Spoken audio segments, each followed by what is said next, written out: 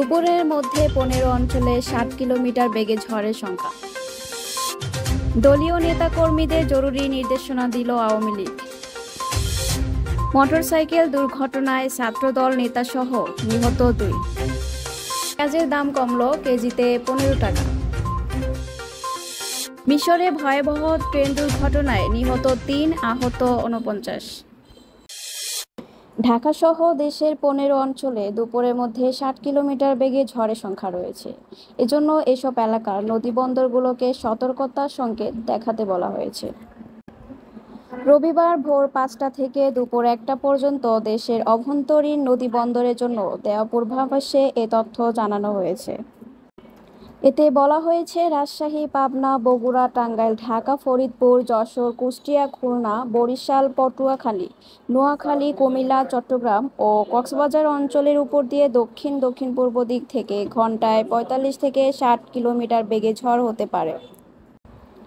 এজন্য এসব এলাকার নদীবন্দরগুলোকে 1 নম্বর সতর্ক সংকেত দেখাতে বলা হয়েছে। আওয়ামী লীগের ভেরিফাইড ফেসবুক পেজ থেকে দলের নেতাকর্মীদের প্রতি জরুরি নির্দেশনা দেওয়া হয়েছে।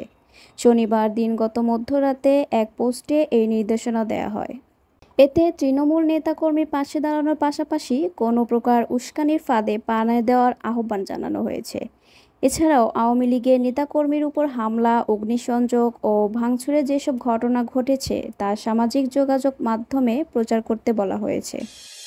হবিগঞ্জের চুনারুঘাটে মোটরসাইকেল দুর্ঘটনায় শায়েস্তাগঞ্জ পৌর ছাত্রদলের যুগ্ম আহ্বায়ক হাফিজ ও ব্যবসায়ী মুস্তাফিজ নিহত হয়েছেন।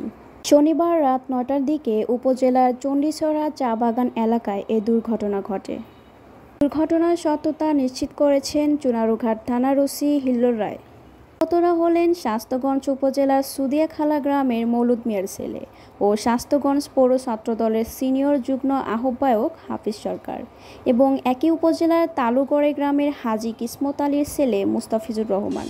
প্রতি টন পেঁয়াজের সর্বনিম্ন রপ্তানি মূল্য $550 যে শর্ত তা প্রত্যাহার করেছে ভারত। পাশাপাশি রপ্তানির উপর আরোপ করা 40% শুল্ক অর্ধেকে নামিয়ে 20% করা হয়েছে। শুক্রবার দেশটির বৈদেশিক বাণিজ্য নিয়ন্ত্রণ বিষয়ক কেন্দ্রীয় সংস্থা directorate general of foreign trade শর্ত বাতিলের এই আদেশ জারি করেছে। এতে ভারতীয় ব্যবসায়ীরা এখন যে কোনো দামে পেঁয়াজ রপ্তানি করতে পারবেন। শনিবার সংশ্লিষ্ট সূত্রে এসব তথ্য জানা গেছে। 2 ট্রেনের মুখোমুখি সংঘর্ষে 3 জন নিহত এবং 49 জন আহত হয়েছেন। এ ঘটনা ঘটে মিশরের আল সারকিয়ায়।